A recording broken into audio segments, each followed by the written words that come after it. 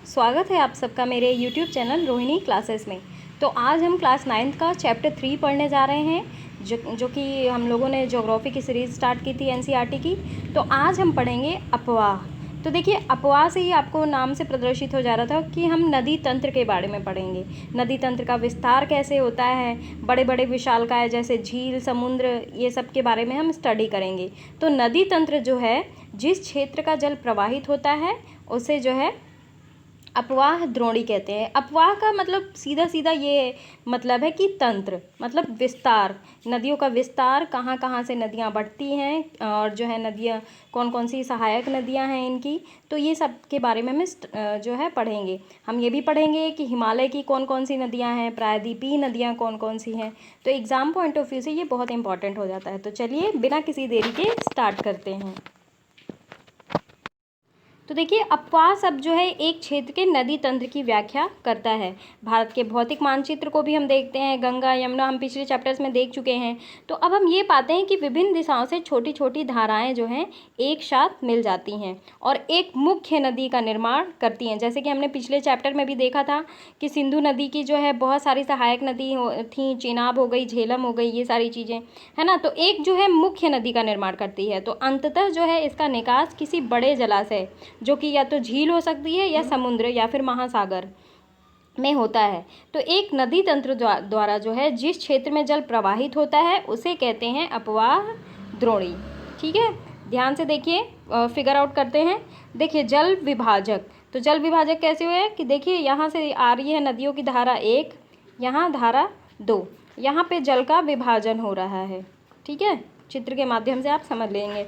देखिए, ये नदियाँ जा रही हैं, यहाँ से ये विभाजित हो रही हैं, शाखाएं आपको भलीभांति दिख रही होंगी। तो देखिए, मानचित्र का जब हम अवलोकन करते हैं तो हम ये देखते हैं कि ऊंचा क्षेत्र जैसे कि पर्वत हो गए, ऊंची भूमि के दो पड़ोसी अपवाह द्रोणी हो गई, तो एक दूसरे को अलग करती है और इस प्रकार उच्च भूमि को जल विभाजक कहते हैं। जैसे आप मान लीजिए कि जो है भारत में सबसे ऊंचा पोर्शन है इधर का, जम्मू कश्मीर साइड का। ठीक है, और इसी के पास जो है वो हिमालय पूरा पाया जाता है। हिमालय का विस्तार हम देख ही चुके हैं कि महान हिमालय, बृहद हिमालय, शिवालिक हिमालय। तो क्या होता है, ऊपरी विस्तार से जो होता है उच्च भूमि को जल विभाजक कहते हैं, क्योंकि नदियाँ इसी जो है ऊपर से नीचे की ओर प्रवाहित होती हैं। ठीक है, हिमानी से ही तो नदियाँ निकलती हैं, तो जो है उच्च भूमि को जल विभाजक कहते हैं। तो देखिए, एक बहुत इंपॉर्टेंट पॉइंट आ जाता है यहाँ पे आप सभी के सामने कि देखिए, विश्व की सबसे बड़ी अपवाह द्रोणी है अमेज़न नदी। तो एग्जाम में पूछ भी लिया जाता है कि सबसे बड़ी अपवाह द्रोणी का नाम बताइए, तो अमेज़न द्रोणी। और भारत में है गंगा नदी। ध्यान रखेंगे, भारत की जो सबसे बड़ी अपवाह द्रोणी है वो गंगा नदी है। ध्यान रखेंगे, विश्व के रेफरेंस में पूछेगा तो अमेज़न नदी और भारत के रेफरेंस में गंगा नदी। अब हम बात करेंगे भारत में अपवाह तंत्र। देखिए, भारत के पॉइंट ऑफ व्यू से ही जो है बहुत इंपॉर्टेंट है। भारत में जो है अपवाह तंत्र का नियंत्रण मुख्यतः जो है भौगोलिक जो है आकृतियों के आधार पर होते हैं। तो देखिए, दो मुख्य वर्गों में इन्हें विभाजित किया गया है, जैसा कि मैंने बताया था कि पहला है हिमालय की नदियाँ और दूसरा है प्रायद्वीपीय नदियाँ। अभी मैं आपको बताऊंगी भी कि हिमालय किधर है और प्रायद्वीपीय भारत किधर है। मैंने आपको बताया भी था कि साउथ के पोर्शन से जो है नदियां जो वितरित होती हैं वो प्रायद्वीपीय नदियां होती हैं, और ऊपर उत्तर की ओर से यानी कि हिमालय की ओर से जो नदियां वितरित होती हैं वो उत्तरी हिमालय की नदी होती हैं।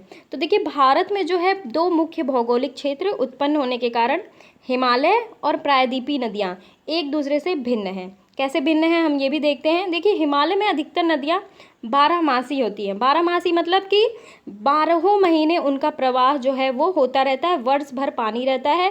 क्यों? क्योंकि वर्षा के अतिरिक्त ऊंचे पर्वतों के पिघलने से, मैंने आपको बताया कि जो हिमालय से नदियाँ प्रवाहित होंगी वो हिमानी से निकलती हैं, वहाँ हिम होगा तो हिम तो पिघलेगा ही, तो वहाँ जो है वर्ष भर पानी भरा रहता है। तो हिमालय की दो मुख्य नदियाँ, एक तो हो गई सिंधु और एक हो गई ब्रह्मपुत्रा। तो ये जो है पर्वत श्रृंखला के उत्तरी भाग से निकलती है और इन नदियों ने पर्वतों को काटकर गार्जों का निर्माण किया है। किसका निर्माण किया है? गार्जों का निर्माण। अभी मैं दिखाती भी हूँ कि गार्जों का निर्माण किस प्रकार होता है। देखिए, हिमालय की नदियाँ जो हैं अपनी उत्पत्ति के स्थान से लेके समुद्र तक के लंबे रास्ते को तय करती हैं, और ये अपने मार्ग के ऊपरी भागों में तीव्र अपरदन की क्रिया भी करती हैं। मतलब कि जहाँ से वे गुजरेंगी वहाँ पे काटते हुए, ठीक है, गार्ज का निर्माण करते हुए चलती जाएंगी। आप देख भी पा रहे होंगे गार्ज, देखिए आप देख पा रहे होंगे ये विभिन्न गार्ज हैं। ये देखिए, ये जो नदियाँ आ रही हैं, प्रवाहित हो रही हैं, तो ये जो है ये एक रास्ता बनाते हुए आ रही हैं अपनी, तो इन्हें ही हम कहते हैं गार्ज। अब देखिए नदी के स्रोत, देखिए कैसे कैसे नदी प्रवाहित होती है। ठीक है, सबसे पहले पोजीशन आती है नदियों का स्रोत। ठीक है, यहाँ से नदी प्रवाहित होना शुरू हुई, ये ऊपरी भाग हुआ, ये मध्य भाग हुआ। ठीक है, गोखुर झील, गोखुर झील जो गाय के सींग के समान होती है, गोखुर झील कहते हैं इसीलिए। ठीक है, ये सबसे निचला भाग है, और सबसे नीचे ये देखिए, ये जो है ये डेल्टा का निर्माण हो रहा है। तो ये जो है नदियों की विभिन्न अवस्थाएं हैं जिन्हें हम अभी देखेंगे। तो देखिए, अब हम बात करेंगे सिंधु नदी तंत्र के बारे में। तो देखिए, सिंधु नदी का उद्गम, आप सबसे पहले ये जान लीजिए कि सिंधु नदी का उद्गम जो है वो मानसरोवर झील के निकट तिब्बत में हुआ है, और पश्चिम की ओर बहती हुई ये नदी जो है भारत में जम्मू कश्मीर के लद्दाख ज़िले में प्रवेश करती है। बहुत इंपॉर्टेंट पॉइंट है एग्जाम पॉइंट ऑफ व्यू से कि सिंधु नदी का उद्गम कहाँ से होता है, मानसरोवर झील से। और ये किधर से बहती है, ये पश्चिम की ओर से बहती हुई नदी है, ध्यान रखेंगे। एग्जाम में एक बार पूछ लिया गया था यूपीपीएससी के एग्जाम में कि गंगा नदी जो है किस ओर से प्रवाहित होती है, वो तो पूर्व की ओर से प्रवाहित होती है, लेकिन ये जो सिंधु नदी है ये पश्चिम की ओर से प्रवाहित होती है, तो ध्यान रखेंगे। और ये नदी जो है वो जम्मू कश्मीर के लद्दाख ज़िले से प्रवेश करती है। तो इस भाग में हम जो है एक बहुत ही सुंदर दर्शनीय गार्ज का निर्माण करती है। देखिए, इस क्षेत्र में बहुत सी सहायक नदियां हैं, जैसे जास्कर हो गई। सहायक नदियां भी पूछ लिया जाता है कि सिंधु नदी की कौन कौन सी सहायक नदियां हैं, तो जास्कर, नुब्रा, श्योक, हुंजा इस नदी में मिलती हैं। और सिंधु नदी जो है वो बलूचिस्तान और गिलगित से बहते हुए अटक में पर्वतीय क्षेत्र के बाहर निकलती हैं। कहाँ से, बलूचिस्तान और गिलगित से बहते हुए अटक में पर्वतीय क्षेत्र से निकलती हैं। अब ये जान लीजिए कि सतलज, ब्यास, रावी, चेनाब, झेलम, ये 5 नदियाँ जो हैं आपस में मिलकर पाकिस्तान में मिठान कोट के पास सिंधु नदी में मिल जाती हैं। एग्ज़ाम में पूछ भी लिया जाता है कि पाकिस्तान के किस ज़िले से जो है वो आके जो है वो सिंधु नदी मिल जाती है, सिंधु नदी में ये सारी नदियाँ, तो मिठान कोट। इसके बाद क्या करती है, इसके बाद जो है ये नदी दक्षिण की तरफ बहती है। किधर बहती है, दक्षिण की तरफ बहती है। फिर क्या होता है, देखिए दक्षिण की तरफ बहती है और अंत में क्या होता है, कराची के से पूर्व की ओर अरब सागर में मिल जाती है। एग्जाम के लिए एक और क्वेश्चन तैयार हो गया कि सिंधु नदी जो है वो आके कहाँ गिरती है, कहाँ गिरती है, अरब सागर में गिरती है, और कराची से पूर्व की ओर, ध्यान रखेंगे। और सिंधु नदी के मैदान की ढाल जो है वो बहुत धीमी है। तो सिंधु द्रोणी जो है वो 1/3 से कुछ अधिक भाग भारत के जम्मू कश्मीर, हिमाचल और पंजाब, पूछ लिया जाता है कि सिंधु नदी का जो पोर्शन है वो भारत के किन किन राज्यों से होकर जाता है, तो कौन कौन से राज्य हो गए, जम्मू कश्मीर, हिमाचल प्रदेश और पंजाब। और शेष भाग जो है वो पाकिस्तान में स्थित है। 2900 किलोमीटर, ध्यान रखेंगे, 2900 किलोमीटर लंबी सिंधु नदी विश्व की सबसे लंबी नदियों में से एक है। ठीक है, मतलब इसका बहाव कितने किलोमीटर तक है, 2900 किलोमीटर लंबी सिंधु नदी। अब एक चीज़ और जान लीजिए, बहुत इंपॉर्टेंट पॉइंट है ये जो बॉक्स में है। तो देखिए, सिंधु नदी जो है वो सिंधु नदी जल समझौता अनुच्छेद 1960 के अनुसार भारत के नदी प्रक्रम में संपूर्ण जल का केवल 20% जल उपयोग कर सकता है, और इस जल का उपयोग हम पंजाब, हरियाणा और राजस्थान के दक्षिण पश्चिम भागों की सिंचाई के लिए करते हैं। सिंधु नदी तंत्र आप भली भांति समझ गए, एक बार और आप वीडियो देख लेंगे तो आपको बहुत अच्छे से समझ में आ जाएगा। अब हम बात करेंगे अपनी नदी, अपनी पवित्र नदी यानी कि गंगा नदी तंत्र के बारे में। मतलब इसकी तो एक एक लाइन इंपॉर्टेंट है और ध्यान से देखेंगे। देखिए, बात करते हैं अब गंगा नदी तंत्र की। तो देखिए, गंगा की मुख्य धारा जो है वो भागीरथी, गंगोत्री, हिमानी से निकलती है। एक क्वेश्चन रेडी हो गया कि गंगा कहाँ से निकलती है, गंगोत्री, हिमानी से, भागीरथी से। लेकिन जो है क्या होता है कि अलकनंदा जो कि उत्तराखंड के देवप्रयाग में इससे मिलती है, और हरिद्वार के पास गंगा पर्वतीय भाग को छोड़कर मैदानी भाग में प्रवेश करती है। कहाँ पे, हरिद्वार के पास। अब हिमालय से निकलने वाली बहुत सी नदियाँ आकर गंगा में मिलती हैं। इसमें से कुछ प्रमुख हो गई, जैसे देखिए यमुना हो गई, घाघरा हो गई, गंडक, कोसी। कोसी को आप सभी जानते ही होंगे कि जो है हर साल जो है बाढ़ बिहार में लाती है ना। यमुना नदी जो है हिमालय के यमुनोत्री हिमालय से निकलती है। ध्यान रखेंगे, ये कुछ नदियां हैं गंगा में आके मिलती हैं, लेकिन इसका मतलब ये नहीं है कि ये सारी नदियां जो है वो गंगोत्री से ही निकल के आएंगी। ये जो है यमुनोत्री से यमुना निकलती है और यह गंगा के दाहिने किनारे के समांतर बहती है और इलाहाबाद में गंगा में मिल जाती है। तो घाघरा, गंडक और कोसी जो है वो नेपाल हिमालय से मिल जाती हैं। और देखिए मुख्य धारा जो है उसकी दक्षिण की ओर बहती है, हुई बांग्लादेश में प्रवेश करती है और ब्रह्मपुत्र नदी इससे आकर मिल जाती है। अंतिम चरण में क्या होता है, गंगा और ब्रह्मपुत्र जो है समुद्र में विलीन होने से पहले मेघना के नाम से जाने जाते हैं। ध्यान रखेंगे, विलीन होने से पहले इसे मेघना के नाम से जाना जाता है। और गंगा जो है और ब्रह्मपुत्र के जल वाली यह बृहद नदी बंगाल की खाड़ी में मिल जाती है। सिंधु नदी कहाँ जाके गिर रही थी, अरब सागर में, और गंगा नदी जो है ये बंगाल की खाड़ी में। अभी मैं आपको मैप के थ्रू भी दिखाऊंगी ये सारी चीज़ें। एक चीज़ और जान लीजिए, देखिए सुंदरबन डेल्टा बहुत पेट क्वेश्चन है। सुंदरबन डेल्टा का नाम वहाँ पाए जाने वाले सुंदरी पादप से लिया गया है। और सुंदरबन डेल्टा है कहाँ, वेस्ट बंगाल। और सुंदरबन डेल्टा विश्व का सबसे बड़ा तेज़ी से वृद्धि करने वाला डेल्टा है और यहाँ जो है वो रॉयल बंगाल टाइगर भी पाए जाते हैं। अब देखिए, अब हम बात कर रहे थे सिंधु नदी की। सिंधु नदी का पोर्शन देख लीजिए आप, ये देखिए ये रही सिंधु नदी। ठीक है, सिंधु नदी बहते बहते कहाँ गई, ये देखिए, ये जम्मू कश्मीर हिमाचल प्रदेश से होते हुए इधर देखिए, ठीक है, होते हुए ये जो है ये इधर अरब सागर में गिर जाती है। ठीक है, ये सिंधु नदी।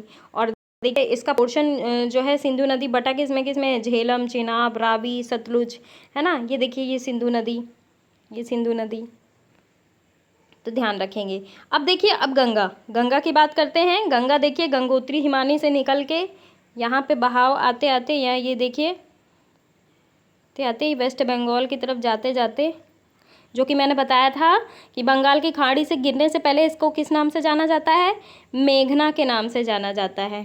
ठीक है, फिर ये बंगाल की खाड़ी में प्रवाहित हो जाती हैं, ध्यान रखेंगे। और इनकी सहायक नदियों को भी देख लीजिए। सहायक नदियाँ जो वितरित होती हैं, जो आके गंगा में मिल जाएंगी, तो देखिए ये हो गई गंगा नदी। ये देखिए यमुना भी आके इसमें मिल रही है। ठीक है, घाघरा भी मिल रही है, सोन भी मिल रही है, गंडक भी मिल रही है, कोसी भी मिल रही है। तो इस प्रकार ये सारी नदियाँ इसमें मिल रही हैं। देखिए बात करेंगे अब हम गंगा नदी की लंबाई के बारे में। देखिए गंगा की लंबाई जो है वो 2500 किलोमीटर से अधिक है। हमने अभी चित्र में भी देखा, तो ये जो है अंबाला नगर, सिंधु और गंगा नदी तंत्रों के बीच जल विभाजक में स्थित है। तो अंबाला से सुंदरवन तक के मैदान की लंबाई 1800 किलोमीटर है, मगर इसके ढाल में गिरावट जो है मुश्किल से 300 मीटर है। तो दूर के शब्दों में हम यही कह सकते हैं कि प्रति 6 किलोमीटर दूरी पर ढाल में जो है गिरावट 1 मीटर है। और इसीलिए इन नदियों में अनेक बड़े बड़े विसर्प पाए जाते हैं। विसर्प पाए जाते हैं, विसर्प की आकृति देखिए, क्योंकि ढाल है तो विसर्प पाए जाएंगे, है ना। अब बात करेंगे ब्रह्मपुत्रा नदी तंत्र के बारे में, जो कि सबसे बड़ा नदी तंत्र है, मतलब गंगा के बाद। ठीक है, क्योंकि ब्रह्मपुत्रा नदी सबसे बड़ा नदी तंत्र इसलिए हम नहीं कह सकते क्योंकि ब्रह्मपुत्रा का जो है और पोर्शन चाइना में है और पोर्शन जो है हमारे इंडिया में है। तो बहुत ज़्यादा जो है बट गया है ब्रह्मपुत्रा नदी तंत्र, इसीलिए जो है वो सेकेंड नंबर पे आ जाता है। देखिए बात करेंगे हम ब्रह्मपुत्रा नदी तंत्र के बारे में।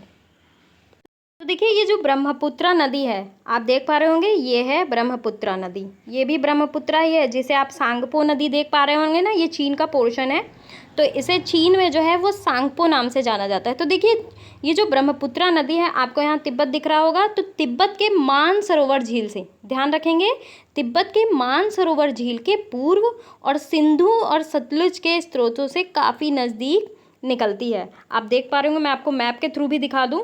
ये देखिए ये सांगपो नदी जो है प्रवाहित होते होते ये देखिए पास में है ना सिंधु सतलज के, तो इसकी लंबाई जो है सिंधु से कुछ अधिक है, परंतु इसका अधिकतर मार्ग जो है भारत से बाहर स्थित है, जो कि मैंने अभी आपको बताया कि इसका ज़्यादातर मार्ग जो है चीन तिब्बत से होते हुए जाता है। तो ये जो है हिमालय के समानांतर पूर्व की ओर बहती हैं। किधर की ओर बहती हैं? पूर्व की ओर। आप देख पा रहे होंगे इधर साइड बहती है पूर्व की ओर। ठीक है, ध्यान रखेंगे किधर बहती है, पूर्व की ओर बहते हुए देखिए भारत में प्रवेश करते हुए इधर इधर आके बांग्लादेश से होते हुए जाके बंगाल की खाड़ी में गिर जाती है। तो देखिए नामचा बरवा शिखर के पास पहुंचकर ये अंग्रेजी के यू आकार की, आपको मैं दिखाती हूँ। नामचा बरवा जो है एक दर्रा है जो कि अरुणाचल प्रदेश में पाया जाता है। तो अरुणाचल प्रदेश में आते ही देखिए इसकी आकार जो है यू शेप की हो गई है ना यू शेप की, इसीलिए कहा जाता है कि यू शेप में हो जाता है नामचा बरवा के पास पहुंच के। तो मोड़ बनाकर भारत के अरुणाचल प्रदेश की में गार्ज के माध्यम से जो है वो प्रवेश करती है। यहाँ इसे दिहांग के नाम से जाना जाता है। मैं आपको दिखा दूँ, ये देखिए यहाँ पे लिखा हुआ है दिहांग। चीन में जाना जाता है सांगपो के नाम से, अरुणाचल प्रदेश में जाना जाता है दिहांग के नाम से। ठीक है, फिर क्या है, फिर ये जो है दिबांग, लोहित, कैनुला दूसरी सहायक नदियों से मिलकर जो है असम के ब्रह्मपुत्र में का निर्माण होता है। ये देखिए लोहित वगैरह दिख रहे होंगे, तो यहाँ पे जो है असम में ब्रह्मपुत्र का निर्माण करती है। ठीक है, तो तिब्बत जो है एक शीत और शुष्क क्षेत्र है। ये जो तिब्बत है ये शीत और शुष्क क्षेत्र है। तो अतः क्या होता है कि नदी में जल और सिल्ट की मात्रा बहुत कम होती है और भारत में जो है उच्च वर्षा वाले क्षेत्र से होकर गुजरती है, तो यहाँ जो है जल और सिल्ट की मात्रा और बढ़ जाती है। तो असम में जब ब्रह्मपुत्र आती है, यानी कि असम यहाँ पे है, तो असम में ब्रह्मपुत्र जो है अनेक धाराओं में बहकर एक गुम्फित नदी का रूप ले लेती है। ये देखिए यहाँ पे आके विभिन्न जो है मार्गों में बट जाती है, तो एक गुम्फित का रूप ले लेती है और बहुत सारे नदी द्वीपों का भी निर्माण करती है। और प्रत्येक वर्ष जो है वर्षा ऋतु में ये नदी अपने किनारों से ऊपर बहने लगती है और बाढ़ के समय असम और बांग्लादेश में बहुत अधिक क्षति पहुँचती है। ठीक है, असम और बांग्लादेश में बहुत अधिक क्षति पहुंचती है। और उत्तर भारत की अन्य नदियों के विपरीत ब्रह्मपुत्र नदी में सिल्ट निक्षेपण की मात्रा बहुत अधिक पाई जाती है। बहुत इंपॉर्टेंट पॉइंट है, ध्यान रखेंगे दोस्तों, नोट डाउन कर लेंगे कि ब्रह्मपुत्र नदी में सिल्ट निक्षेपण की मात्रा बहुत अधिक होती है, जिसके कारण नदी की सतह बढ़ जाती है और बार बार अपनी धारा के मार्ग में जो है ये परिवर्तन करती रहती हैं। एक चीज़ और हम देख लेते हैं, देखिए नमामि गंगे परियोजना। तो ये नमामि गंगे परियोजना जो है एक एकीकृत संरक्षण मिशन है जिसके माध्यम से राष्ट्रीय नदी गंगा से संबंधित दो उद्देश्यों यानी कि प्रदूषण के प्रभाव को कम करना और उसके संरक्षण और कायाकल्प को पूरा किया जा सके। तो आप इसमें एक साइट का नाम भी दिया गया है जिसमें आप क्लिक करके जो है नमामि गंगे के बारे में देख सकते हैं सारी चीज़ें। तो अब हम बात करेंगे प्रायद्वीपीय नदियों के बारे में। मैंने आपको बताया था कि ये जो प्रायद्वीपीय नदियाँ हैं वो साउथ पोर्शन में हैं। ठीक है, तो प्रायद्वीपीय नदियाँ जो हैं वो मुख्य जल विभाजक का निर्माण पश्चिमी घाट, आप देख पा रहे होंगे इधर जो है वो पश्चिमी घाट है। ठीक है, तो पश्चिमी घाट द्वारा जो पश्चिम तट के निकट जो है उत्तर से दक्षिण की ओर स्थित है। तो प्रायद्वीपीय भाग की अधिकतर नदियाँ जो जैसे हो गई महानदी, ये देखिए महानदी हो गई, गोदावरी हो गई, और क्या हो गई कृष्णा, कावेरी, कृष्णा हो गई। ठीक है, कावेरी हो गई,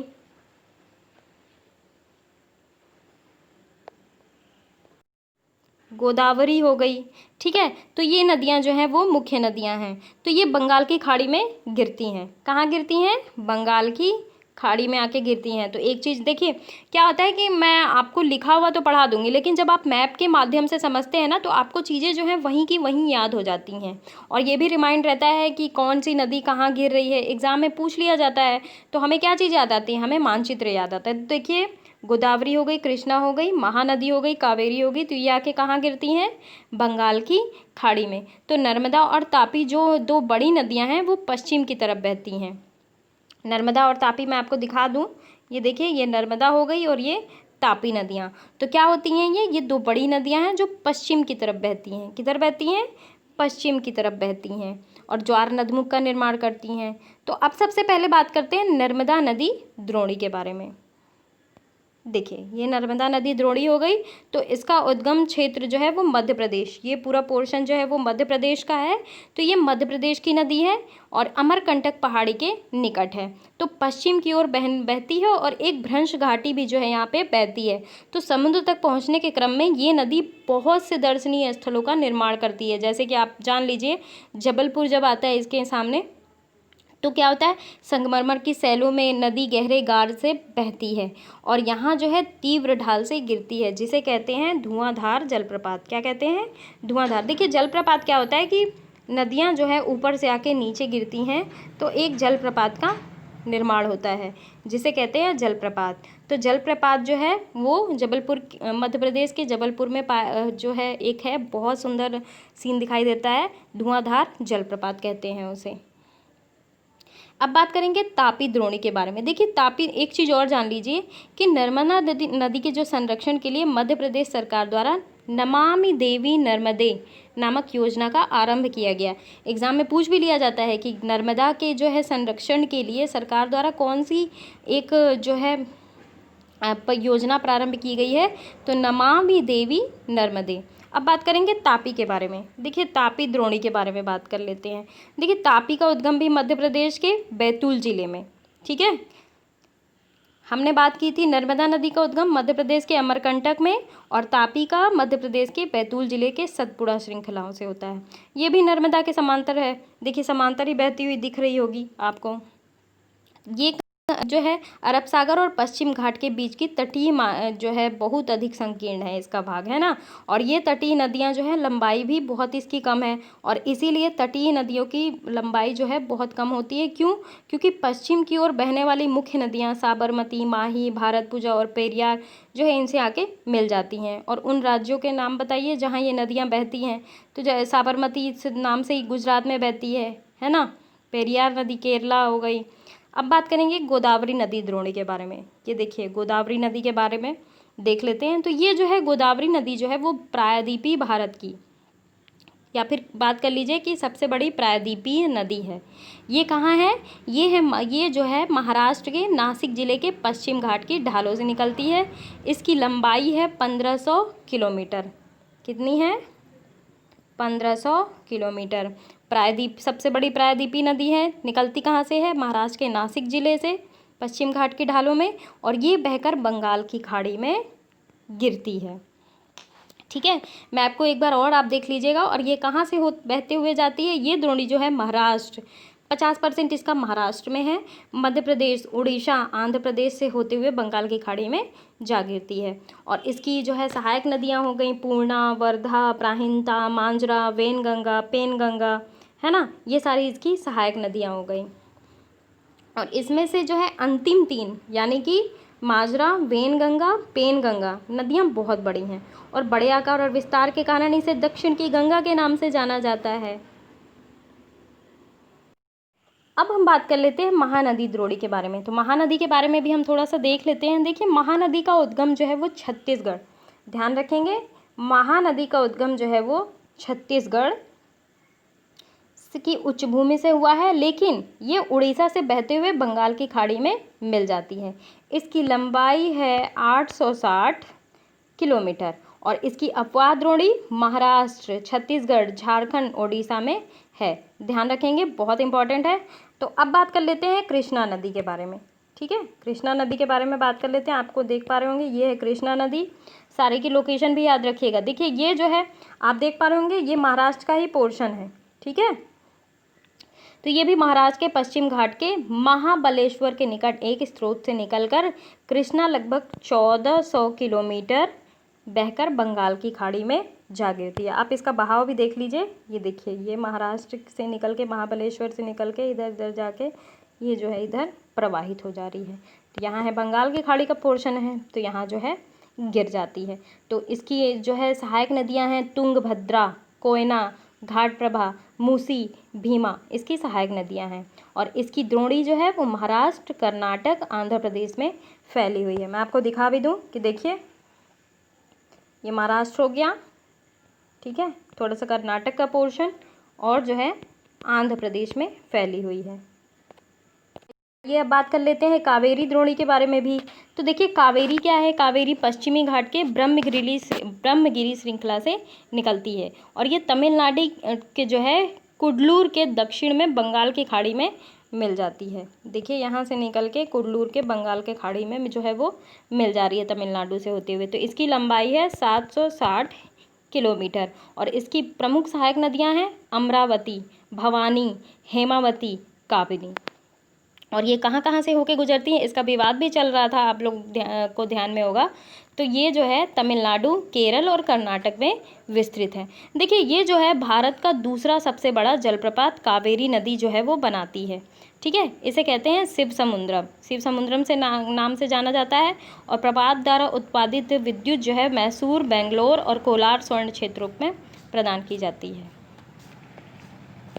एक और इम्पॉर्टेंट पॉइंट देख लेते हैं कि पृथ्वी के धरातल का लगभग 71% भाग जो है वो जल से ढका हुआ है, लेकिन इसका 97% जल जो है वो लवणीय है, यानी कि खारा जल है।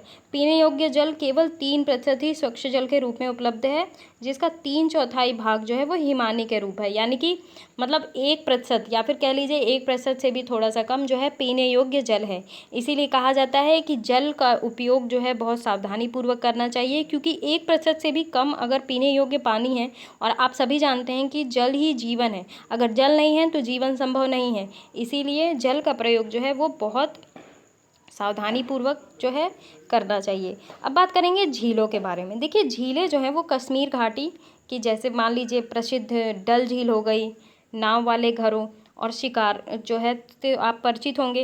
ये प्रत्येक वर्ष हजारों पर्यटकों को आकर्षित करते हैं। हम सभी जानते हैं कि हम जो है झीलों को देखना कितना अच्छा लगता है, और ये जो है पर्यटकों को भी आकर्षित करते हैं।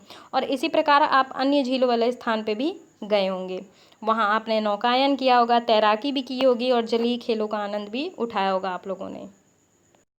तो देखिए इसमें एक और इम्पॉर्टेंट पॉइंट है कि बड़े आकार वाली झीलों को समुद्र कहा जाता है, जैसे कैस्पियन, मृत सागर हो गया और अरल सागर हो गया। देखिए भारत में भी बहुत सारी झीलें हैं, है ना, और एक दूसरे से आकार और अन्य लक्षणों से जो कि भिन्न है। तो अधिकतर झीलें जो होती हैं वो स्थायी होती हैं, यानी कि परमानेंट, और कुछ में जो है वर्षा में ही जो है पानी आता है। तो अंतर्देशीय अपवाह वाले अर्ध शुष्क क्षेत्रों में द्रोणी वाली झीलें, यहाँ कुछ झीलें ऐसी हैं जिनका निर्माण हिमानियों और बर्फ़ की चादर की क्रिया के फलस्वरूप हुआ है, जबकि कुछ अन्य ऐसी हैं जिनका निर्माण जो है वायु, नदियों और मानवीय क्रियाकलापों के कारण हुआ है। और एक विसर्प नदी बाढ़ वाले क्षेत्रों में कटकर गोखुर झील का निर्माण करती है। स्पिट और बार रोधिका तटीय झीलों में लैगून का निर्माण करती है, जैसे चिल्का हो गई, पुलिकट झील हो गई, कोलेरू झील हो गई, है ना। एक आप ये देखिए लोकटक झील है जो कि महाराष्ट्र में है। कुछ कुछ झीलें जो होती हैं वो मौसमी भी होती है। उदाहरण के लिए मान लीजिए राजस्थान में सांभर लेक। एक चीज़ और आपको पता चल गई कि सांभर लेक कहाँ है, राजस्थान में है, जो कि एक लवणीय झील है, और इसके जल का उपयोग नमक के निर्माण के लिए किया जाता है। मीठे पानी की भी ऐसा नहीं है, मीठे पानी की भी झीलें हैं जो हिमालयी क्षेत्र में हैं। जब हिमानियों ने कोई द्रोणी कहरी बनाई जो बाद में हिम पिघलने से भर गई, और इस क्षेत्र में शिलाओं और मिट्टियों के हिमानी जो है मार्ग बन गए, तो क्या हुआ कि जम्मू कश्मीर की वूलर झील जो है वो भूगर्भीय क्रियाओं से बनी है। तो वूलर झील कहाँ पाई जाती है, जम्मू कश्मीर में। जम्मू कश्मीर में ही डल झील है, भीमताल, नैनीताल, लोकटक, बड़ा पानी, ये सारी झीलें जो हैं वो मीठे पानी की झील हैं। देखिए ये मैंने आपको बताया कि वूलर झील जो है वो जम्मू कश्मीर में है। बाकी जो ये डल झील, भीमताल, नैनीताल, लोकटक, बड़ा पानी, ये मीठे पानी की झील है। ठीक है, अब आगे बात करते हैं। झीलें जो है मानवों के लिए अत्यधिक लाभदायक होती हैं। कैसे? देखिए एक झील जो है नदी के बहाव को सुचारू रूप से बनाने में सहायक होती है, और जब बहुत ज़्यादा वर्षा होती है तो क्या होता है, ये बाढ़ को रोकती भी है, और सूखे के मौसम में पानी के बहाव को संतुलित करने में सहायक होती है। तो झीलों का प्रयोग जो है जल विद्युत, जिससे बिजली उत्पादन होता है, उसके लिए भी उपयोग किया जाता है, और आसपास के क्षेत्रों की जलवायु को सामान्य भी बनाती है, जलीय परितंत्र को संतुलित रखती है, और झीलों की प्राकृतिक सुंदरता और पर्यटक को जो है वो बढ़ावा देती है, जो कि हमें मनोरंजन प्रदान करते हैं। अब बात करेंगे नदियों के अर्थव्यवस्था में महत्व के। देखिए नदी जो है एक मूल प्राकृतिक संसाधन है। ठीक है, कैसे संसाधन है, कैसे यूज़ में आती है, ये सारी चीज़ें हम देखते हैं। देखिए ये जो नदियाँ होती हैं वो अनेकों मानवीय क्रियाकलापों के लिए अनिवार्य होती है, और यही कारण है जो कि नदियाँ के तट पर जो है प्राचीन काल से ही अधिवासियों को अपनी ओर आकर्षित किया है। जैसे आपने सिंधु घाटी सभ्यता भी पढ़ा होगा। सिंधु घाटी सभ्यता उसका नाम क्यों पड़ा, क्योंकि सिंधु नदी पे बेस्ड है वो ना, है ना। बहुत सारे साक्ष्य भी मिले हैं वहाँ पे। तो क्या होता है कि ये नदियाँ जो है हमारी कल्चर को भी रिप्रेजेंट करती हैं। तो भारत जैसे देश के लिए जहाँ की अधिकांश आप सभी जानते हैं कि जनसंख्या अधिक है ना, और जीविका चलाने के लिए लोग कृषि करते हैं। तो कृषि करने के लिए किस पे निर्भर रहते हैं? नदियों के पानी पे ही तो निर्भर रहते हैं, है ना। तो नदियाँ जो है बहुत इम्पॉर्टेंट है। अब बात कर लेंगे, देखिए राष्ट्रीय नदी संरक्षण योजना NRCP। देखिए ये जो है देश में नदी सफाई कार्यक्रम का शुभारंभ हुआ था 1985 में, गंगा एक्शन प्लान के साथ आरंभ हुआ। वर्ष 1995 में राष्ट्रीय नदी संरक्षण योजना के तहत अन्य नदियों को जोड़ने के लिए गंगा कार्य योजना का विस्तार किया गया। और नदियाँ जो हैं देश में जल का प्रमुख स्रोत हैं, और NRCP का उद्देश्य नदियों के जल को प्रदूषण को कम करना और जल की गुणवत्ता में सुधार करना है। ठीक है, बात करेंगे अब नदी प्रदूषण के बारे में। देखिए नदियाँ बहुत ज़्यादा प्रदूषित हो जा रही हैं, बायोलॉजिकल ऑक्सीजन डिमांड की मात्रा बढ़ती जा रही है नदियों की। आप गंगा नदी की बात कर लीजिए, इसके लिए पता नहीं कितने प्लान चलाए गए, इतनी ज़्यादा प्रदूषित हो जाए। और इसके जिम्मेदार कौन है? इसके जिम्मेदार सिर्फ और सिर्फ मानव हैं। कैसे? देखिए जल के घरेलू, औद्योगिक, कृषि की बढ़ती मांग के कारण इनकी गुणवत्ता जो है वो प्रभावित होती है। इसके परिणाम स्वरूप नदियों का जो जल है वो बहुत ज़्यादा निकासी होता है, इसका आयतन घटता जा रहा है। दूसरी ओर उद्योगों के प्रदूषण और अपरिष्कृत कचरे भी जो है नदी में मिलते हैं। ये केवल जल की गुणवत्ता को ही नहीं बल्कि जो है नदी के स्वतः स्वच्छीकरण की क्षमता को भी प्रभावित करते हैं। आप उदाहरण के लिए मान लीजिए कि देखिए जब जो है नदी जो है बड़े शहरों में 20 किलोमीटर क्षेत्र जो है बड़े शहर में फैला हुआ है, तो क्या होता है, लेकिन लगातार बढ़ते औद्योगिकरण और शहरीकरण के कारण जो है नदियाँ जो है वो प्रदूषित होती जा रही हैं। अब हम इस चैप्टर के अंत में अभ्यास देख लेते हैं। देखिए इसमें 4 विकल्प दिए गए हैं, इसमें हमें सही वाला सेलेक्ट करना है। तो सबसे पहला क्वेश्चन ये है कि वूलर झील जो है किस राज्य में स्थित है? तो मैंने आपको बताया था कि वूलर झील जो है वो जम्मू कश्मीर में है। मैंने आपको बताया था नर्मदा नदी का उद्गम कहाँ से है? तो ये है अमरकंटक से। अगला क्वेश्चन ये है कि निम्नलिखित में से कौन सी लवणीय जलवायु झील है? तो मैंने आपको बताया था राजस्थान की सांभर लेक जो है वो लवणीय जल वाली झील है ना। अगला क्वेश्चन है निम्नलिखित में से कौन सी नदी प्रायद्वीपीय भारत की सबसे बड़ी नदी है? तो प्रायद्वीपीय भारत की सबसे बड़ी नदी हो गई गोदावरी, जो कि महाराष्ट्र में है ना, महाराष्ट्र से निकलती है। अगला क्वेश्चन है निम्नलिखित नदियों में से कौन सी नदी भ्रंश घाटी से होकर बहती है? तो कौन सी है? तापी नदी। ठीक है, अब हमें क्या बताना है? अब हमें कुछ प्रश्नों के उत्तर देने हैं जिनका हम उत्तर भली भांति देंगे और आप लोग नोट डाउन करेंगे। तो सबसे पहला क्वेश्चन है जल विभाजक का क्या कार्य है? उदाहरण दीजिए। तो जल विभाजक का क्या कार्य है बताइए भैया। देखिए जल विभाजक का कोई एक कार्य हो तो मैं बताऊं, इसके बहुत सारे कार्य हैं। सबसे पहले तो आप ये जान लीजिए कि जल विभाजक होता क्या है। जैसे देखिए कोई उच्च भूमि वाले हो गए, पर्वत हो गए, है ना, वहाँ से दो पड़ोसी अपवाह द्रोणियों को अलग करना जल विभाजक कहलाता है। जैसे सिंधु नदी गंगा नदी के बीच का जल विभाजक है ना। तो देखिए क्या होता है कि गंगा नदी की द्रोणी जो कि 2500 किलोमीटर अधिक लंबी है, भारत की सबसे बड़ी नदी है। ठीक है, सिंधु नदी तिब्बत में मानसरोवर झील के पास निकलती है ना। सबसे विशाल नदी द्रोणी कौन सी है? गंगा नदी। ठीक, सिंधु और गंगा नदियाँ जो है कहाँ से निकलती हैं? तो मानसरोवर झील से सिंधु निकलती है और गंगा जो है गंगोत्री नामक हिमानी से निकलती है। अगला क्वेश्चन ये है कि गंगा की दो मुख्य धाराओं के नाम बताएं, ये कहाँ पर एक दूसरे से मिलकर गंगा नदी का निर्माण। तो दो धाराएं हैं, एक है भागीरथी और एक है अलकनंदा। नोट डाउन करेंगे, एक है भागीरथी और एक है अलकनंदा, और ये जो है उत्तराखंड के देवप्रयाग नामक स्थान से एक दूसरे से मिलकर गंगा नदी का निर्माण करती हैं। अगला क्वेश्चन ये है लंबी धारा होने के बावजूद तिब्बत के क्षेत्र में ब्रह्मपुत्र में कम गाद क्यों है? तो देखिए इसका एक बहुत रीजनेबल रीज़न है। देखिए तिब्बत में जो है ब्रह्मपुत्र नदी सांगपो कहा जाता है, मैंने आपको बताया था, और तिब्बत में से बहुत कम पानी प्राप्त होता है। क्यों? क्योंकि वो जो है बर्फीला प्रदेश है, ठंडा प्रदेश है, शुष्क प्रदेश है, और इसलिए तिब्बत के क्षेत्रों में कम गाद पाई जाती है। अब इसी के विपरीत देखेंगे, जब ये नदी भारत में प्रवेश करती है तो बारिश वाले क्षेत्र में आती है, वहाँ सदा जो है वर्षा ही होती रहती है।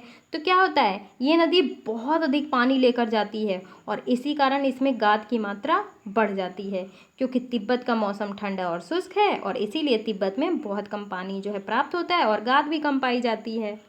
अगला क्वेश्चन देखेंगे कि कौन सी दो प्रायद्वीपीय नदियाँ गर्त से होकर बहती हैं और समुद्र में प्रवेश करने से पहले वे किस प्रकार की आकृतियों का निर्माण करती हैं। तो देखिए, पहली हो गई नर्मदा और दूसरी हो गई तापी। ये दो नदियां हैं जो गर्त से होकर बहती हैं और किसका निर्माण करती हैं, ज्वार नदमुख का।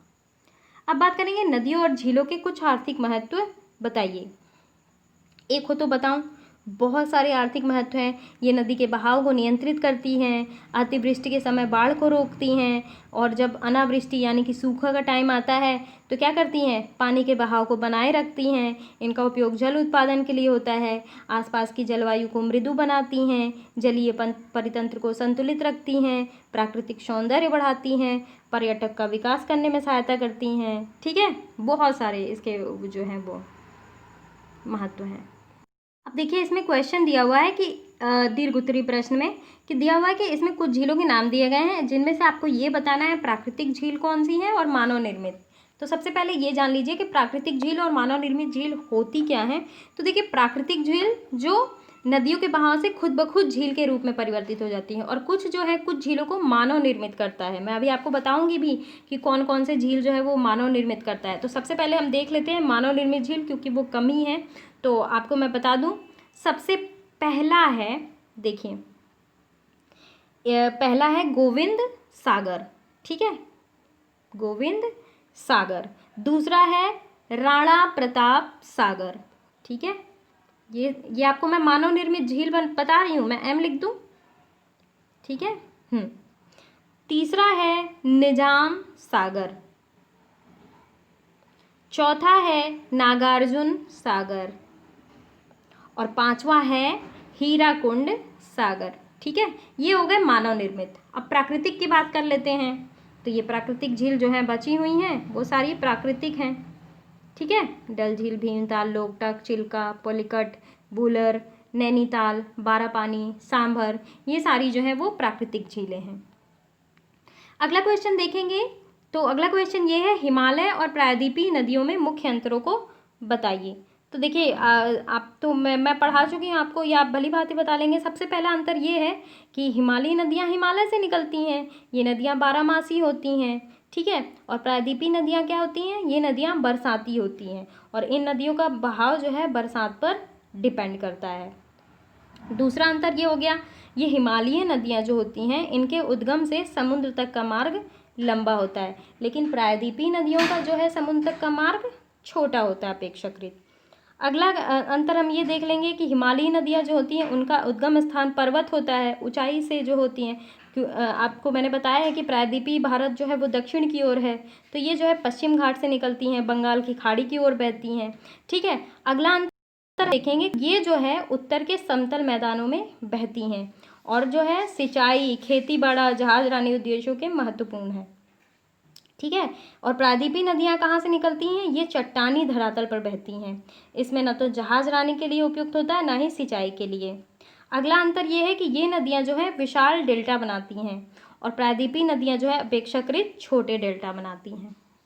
अगला क्वेश्चन ये है कि प्रायद्वीपीय पठार के पूर्व और पश्चिम की ओर बहने वाली नदियों की तुलना कीजिए। देखिए, हम ये भी कि पूर्व की ओर बहने वाली नदियाँ, मैंने आपको बताया था कि एग्ज़ाम में भी पूछा जाता है कि पूर्व की ओर और पश्चिम की ओर बहने वाली नदियाँ जो है वो एग्ज़ाम में पूछा जाता है। तो सबसे पहले बात कर लेते हैं पूर्व की ओर नदियाँ जो है बहने वाली। ये हो गई महानदी, गोदावरी, कृष्णा, कावेरी, जो है वो पूर्व की ओर बहने वाली नदियाँ हैं। ये नदियाँ बंगाल की खाड़ी में गिरती हैं। इन नदियों का अपवाह तंत्र जो है विकसित, आकार बड़ा होता है। ये नदियाँ बहुत गहरी नहीं होती और ये नदियाँ जो है पूर्वी तट के बहुत बड़े डेल्टा बनाती हैं। अब बात करेंगे पश्चिम की ओर। तो पश्चिम की ओर बहने वाली नदियाँ हो गई, नर्मदा हो गई, तापी हो गई, है ना। ये नदियाँ अरब सागर में गिरती हैं और इन नदियों का अपवाह तंत्र विकसित नहीं है। इनकी सहायक नदियाँ जो हैं आकार में छोटी हैं। ये गर्त से होकर जाती हैं, डेल्टा नहीं बनाती, ज्वार नदमुख का निर्माण करती हैं। अगला क्वेश्चन देखेंगे, किसी देश की अर्थव्यवस्था के लिए नदियाँ इतनी महत्वपूर्ण क्यों हैं? एक रीज़न हो तो बताऊं, बहुत सारे रीज़न हैं। देखिए, सबसे पहला रीज़न ये है कि नदियों का पानी जो होता है प्राकृतिक रूप से मीठा होता है, जो मनुष्य सहित अधिकतर जीव जंतुओं के लिए, जीवन के लिए, उनके लिए आवश्यक है। दूसरा रीज़न ये हो गया कि ये नदियाँ जो हैं वो मृदा बिछाकर उसमें खेती योग्य बनाती हैं, और जिससे बिना अधिक मेहनत के खेती की जा सके। तीसरा रीज़न ये है कि ये जल बहाव को नियंत्रित करने में सहायता करती हैं। चौथा रीज़न ये है कि ये भारी वर्षा के समय बाढ़ को रोकती हैं। पांचवा रीज़न ये हो गया कि ये शुष्क मौसम में के दौरान जो है पानी को एक समान बहाव बनाए रखती हैं। इनकी सहायता से जल विद्युत उत्पन्न किया जा सकता है। ये आसपास के वातावरण को मृदु बनाती हैं, जलीय परितंत्र को बनाए रखती हैं, ये प्राकृतिक सौंदर्य में वृद्धि करती हैं, पर्यटन का विकास करती हैं। तो बहुत सारे रीज़न हैं जिससे हमारी अर्थव्यवस्था जो है वो बनी रहती है सही तरीके से। अब ये जो मानचित्र कौशल दिखा रहा है, तो ये तो मैंने आपको मानचित्र में दिखाई दिया है। तो चलिए, यहीं समाप्त होता है ये वीडियो। और कैसा लगा मेरा ये वीडियो ज़रूर आप मुझे कमेंट बॉक्स में बताएं। प्लीज़ गाइस, मेरे वीडियोस में एक आध दो मुश्किल से आते होंगे एड्स, तो प्लीज़ आप उसको स्किप ना किया करें, ज़रूर देख लिया करें। और प्लीज़ मेरे वीडियोस को ज़्यादा से ज़्यादा शेयर करिए। आप लोग बिल्कुल भी शेयर नहीं करते, आप लोग देख लेते हो लेकिन शेयर नहीं करते हो। तो प्लीज़ शेयर कर दिया करो, लाइक कर दिया करो, और थोड़ा बहुत पसंद आ जाया करो तो प्लीज़ कमेंट भी कर दिया करो। Thank you very much.